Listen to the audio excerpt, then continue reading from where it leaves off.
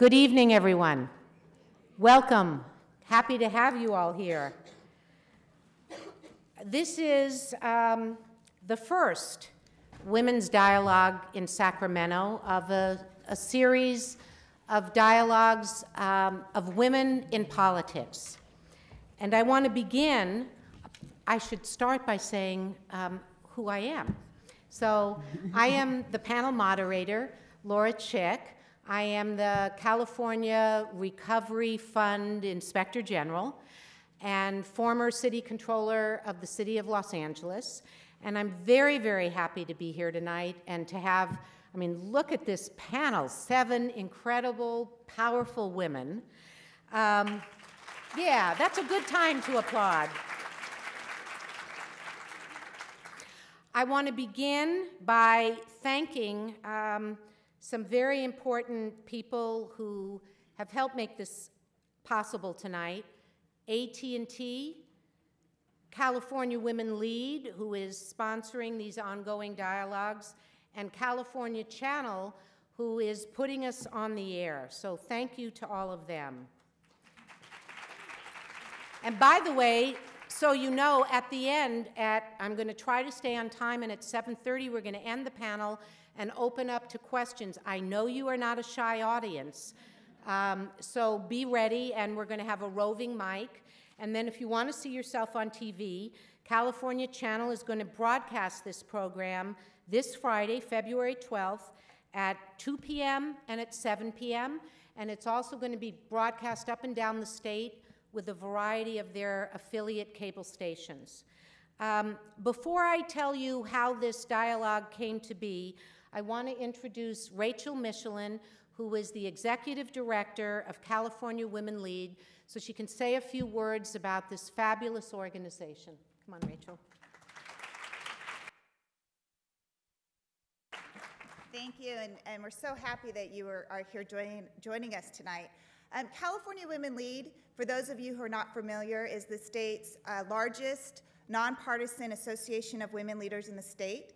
We have 9 chapters ranging from San Diego all the way up to the Oregon border. And our goal and mission is to encourage, train, and support women to become politically engaged, whether it's running for office, applying for an appointment to a border commission, or just being active in their community and supporting other women who are making that decision to become involved. So for those of you who are here tonight and are members of our organization, I want to say thank you so much.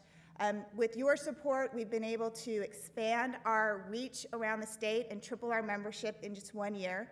But for those of you who are not members, I really hope you'll consider joining us. You know, the number of women running for and getting elected to office is decreasing, and we need to do something to change that trend. And I hope you'll join us and join our chapters. There's information outside, and if you have any questions, please feel free to talk to me, because we'd really like you to be part of this amazing and growing and active organization. Thank you.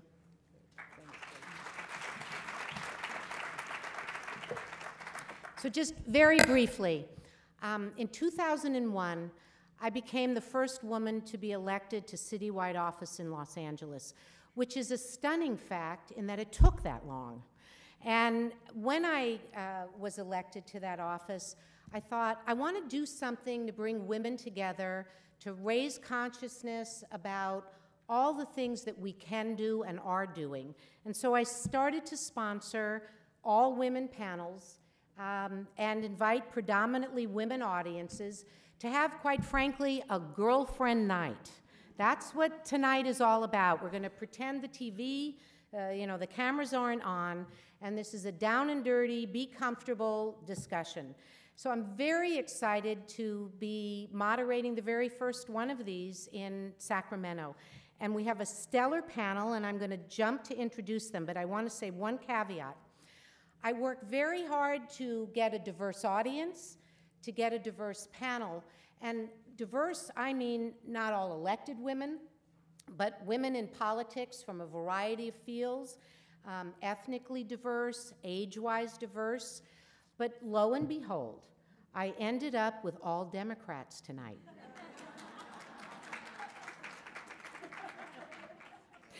And so I want to let you all know that the next panel is March 24th, here, same time, all Republican women. And then the next one after that is going to be a mix, and we're going to debate the open primary initiative that's going to be on the June ballot. And the next one will be a mix of Democrat and Republican women talking about government reform. So this is going to go on for a while. But now let me get to introducing the panelists, and then we'll get to a discussion. So to begin, Karen Bass, who has a busy life and does need to leave us at 7 o'clock tonight or thereabouts. Karen has served on the State Assembly since 2004. She made history when she became the first African-American woman and the first Democratic woman, and really, in certain ways, almost the first woman to fully serve out the term of Speaker of California Assembly.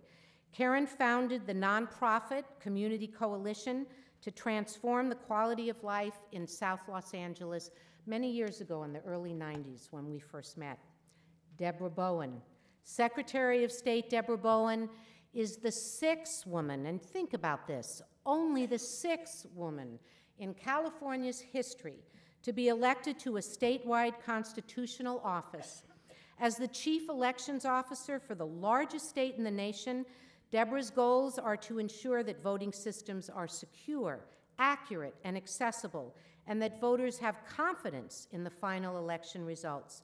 Before this role, Debra served 3 terms in the Assembly, obviously before term limits, and 2 terms in the State Senate. Gale Kaufman has a well-earned reputation as one of the leading Democratic campaign consultants in California, running one of the few, if not only, woman-owned and managed full-service political consulting firms. Gale has led some of the state's most significant and successful candidate and issue-based initiative campaigns. She has also been an advisor to numerous speakers of the Assembly. Ana Matosantos.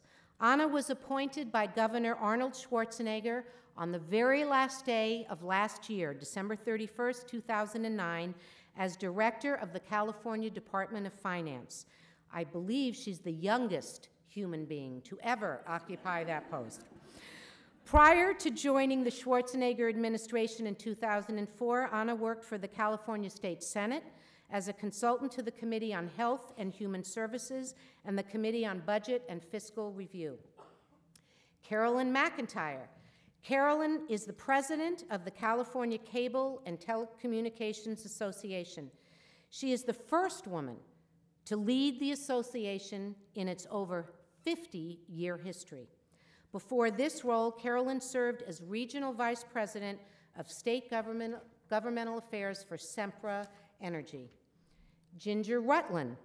Ginger is an associate editor and longtime member of the Sacramento Bee's editorial board. She is also a weekly commentator for Capital Public Radio. Before joining the Bee's editorial board in 1988, she was the Capitol Bureau reporter for KRON TV in San Francisco. And Mariko Yamada, a social worker, near and dear to my heart since I'm one, a social worker by profession. Mariko Yamada has focused on the Delta and water reform, as well as on a broad range of health and human service issues and consumer rights.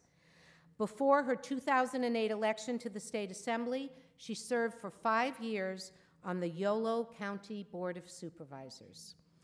Our panelists.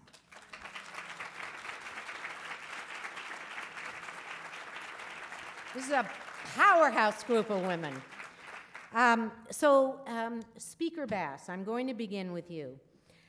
Being the only woman member of the Big Five, and I'll leave it up to you if you want to explain that, do you think it would be significantly different if there had been a woman majority on the Big Five? And I guess I'm going to combine that with would having more women in the legislature change the tone and how things are done, in your opinion? Well, can you hear me? First of all, let me just thank you, Laura, for putting this event on. Laura has done this several times in Los Angeles, and they were always very, very well attended, and I think very, very important events. So I really appreciate it that you're bringing this to Sacramento, and also in your role as Inspector General, as to the difference that she's going to make in Sacramento. So I think we need to give her a round of applause. And you can all salute me as general at the end of the evening. There you go. We got to make this a permanent thing. But let me just say, for those of you that are not familiar with the Big Five refers to the 4 legislative leaders in the Assembly. It's the Speaker. In the Senate, it's the President pro tem. The 2 minority leaders, which are the Republican leaders. I do like calling them minority leaders because they tend to be white guys who are not used to being in the minority, so it's kind of fun to call them that. Often, though, they do want to be called the Republican leaders and the governor, so that makes the Big Five. The Big Five historically has been the leadership group that comes together once the budget has really been through its full legislative process, and then there's a few outstanding items. We do have a bit of contention going on now as to concerns that I have and other people have that the scope of the Big Five has expanded beyond its original intention, and so that's a little bit of tension that's going on. I am the only woman that's a part of the Big Five, but what is not true is that I'm not the only woman in the room. There are actually several other women in the room, and one of them is at this table. Ana Matosantos is in the room, and there's a number of very powerful women that are also in the room. The difference is that they are in the room in a staff manner and not as an elected. But they are in the room, and their voice is there, but their voice is heard differently because they are a part of staff. I think, frankly, that it makes a huge difference for women to run for office and for women to be in the room, period. Whether you're talking about the Big Five or on the assembly floor, et cetera, and just kind of to dramatize a difference that it makes. I'll give you a couple of stories, because I remember when we were talking about the economic crisis at the end of '08, and there was a big concern about the loss of jobs, and we need to bring jobs in, and we need to have economic stimulus, and we were talking about all of these ways to stimulate the economy, and we need infrastructure projects, and we need to do this, and we need to do that. And I kind of sat there and I said, well, this is great. I mean, construction jobs are good, but it's like, who works construction? I mean, it's nice for women to work in construction, but we're talking about making all these cuts, and who works the jobs that we're talking about cutting? So we're talking about cutting the jobs that women work, and we're being concerned about construction jobs. And it was just kind of, and I said, so you guys just want jobs for guys, huh? And they were like, whoa, I don't really want that. So we kind of backed up a little bit. But when it comes to some of the decisions that we have to make, and I think this kind of cuts across really no matter what policy you're talking about, but when we're sitting in that room making decisions about cuts, we are impacting human lives. They're not sentences. They're not, widgets. These are people's lives. And so if you're talking about making a cut to a vital safety net program, to me, I'm picturing all of the trauma of what a single mother would go through and how she's supposed to manage all these different things if we take her child care away, or if we cut her check, or if we do something different where she might wind up, homeless, her kids might be taken away, et cetera, et cetera. That's the picture that's going on in my mind.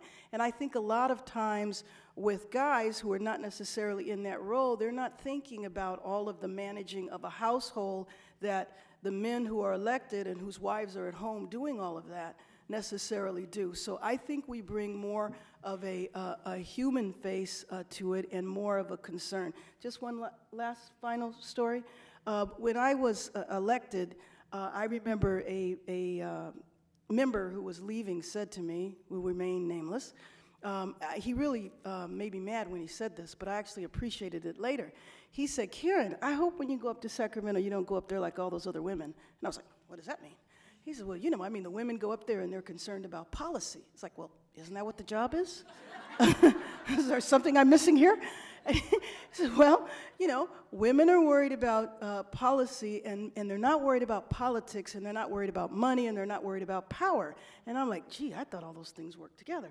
It took me a while to figure out what was the difference between policy and politics, because to me, I understand politics is the game, but I thought the whole point of the game was to drive policy. But if he hadn't have told me that, because he made me mad, and I was, running the final election, and I said, well, okay, I'm going to make sure that I'm going to go up there as a freshman, and I'm going to raise more money than any of the guys. And it was important that he told me that, because if he hadn't have told me, I actually wouldn't have paid attention to fundraising. I wouldn't have thought about power. I would have just thought about I would have. I mean, he was kind of right in what he was saying.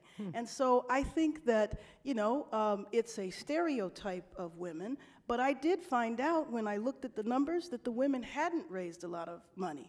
And so I know I've been pushing as speaker to make sure that the other women in the caucus, number one, have significant appointments and have the capacity to raise the money so they can have the power to drive the policy. Thank you.